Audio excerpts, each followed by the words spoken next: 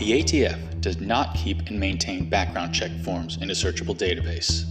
They are decentralized and held with the private dealers. This is because the Firearm Owners Protection Act of 1986 declared national gun registries illegal.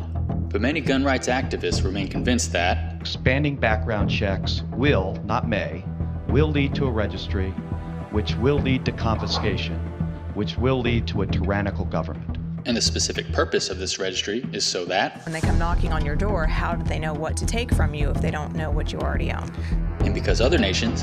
Wait, hang on. Let me check something. Country with loosest gun laws. Let's see.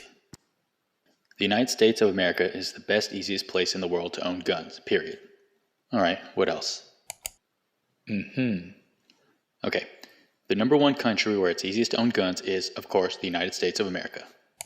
Yes, every other nation has stricter gun control than the US.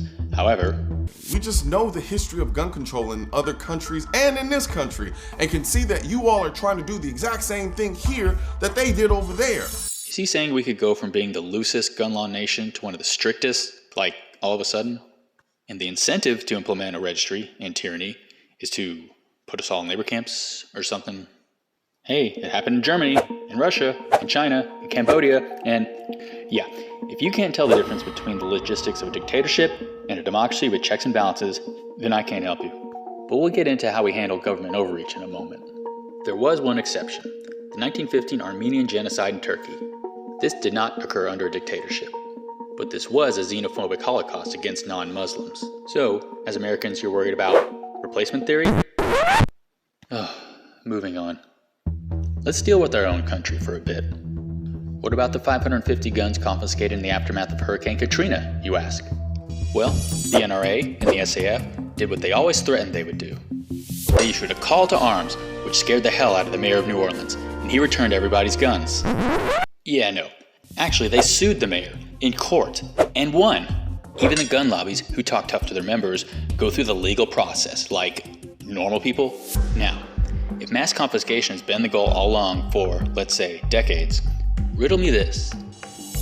What's stopping the ATF from expediting confiscation of some or all of the 630,000 legally owned machine guns, for which the IRS has had a registry since 1934 and the ATF since 1972?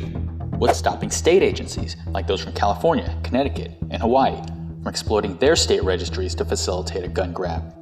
Here comes that overreach example. By the late 1970s, the ATF soured the reputation after harassing firearm dealers and prosecuting ordinary gun owners on technicalities. This led to a major backlash in the form of the Firearm Owners Protection Act. ATF overreach led to less gun control.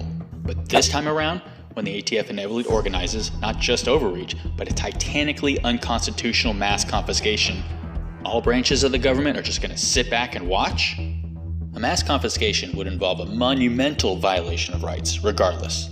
So why not start the illegal part now and exercise an option that's been available since 1998? Instruct the deep state NICS to digitize instead of discard incoming background checks to create a database. This has been an ongoing scare tactic, and is likely happening this very minute. There's probably a deleted email from Hillary to Obama about it. What's stopping local law enforcement from detaining private militia members, who represent the closest thing to an ongoing insurrection threat?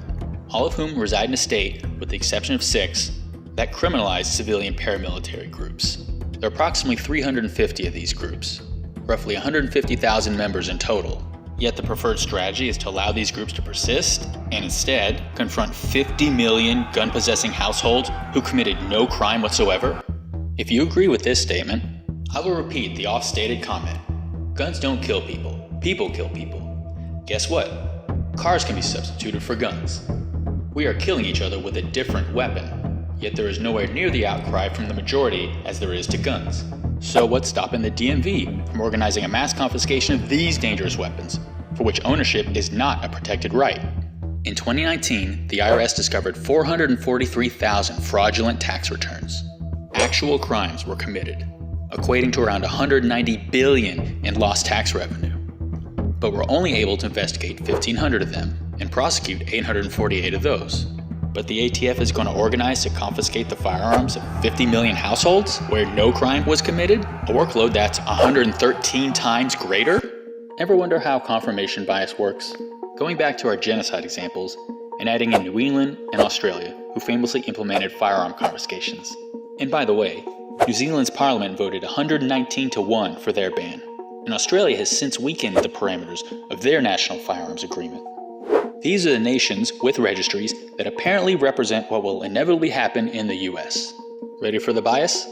These are the nations who also have registries who have not implemented mass confiscations. And do you know why their guns haven't been confiscated?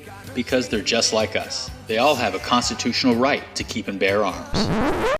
No wait, I have that backwards.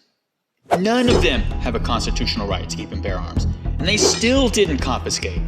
My bad. One has constitutional protection.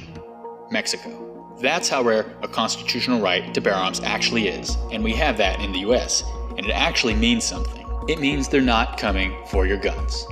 And anti-gun groups love to gaslight gun owners by saying they're not trying to take your guns. Take a long, hard look at this screen, and tell me again, who's gaslighting who?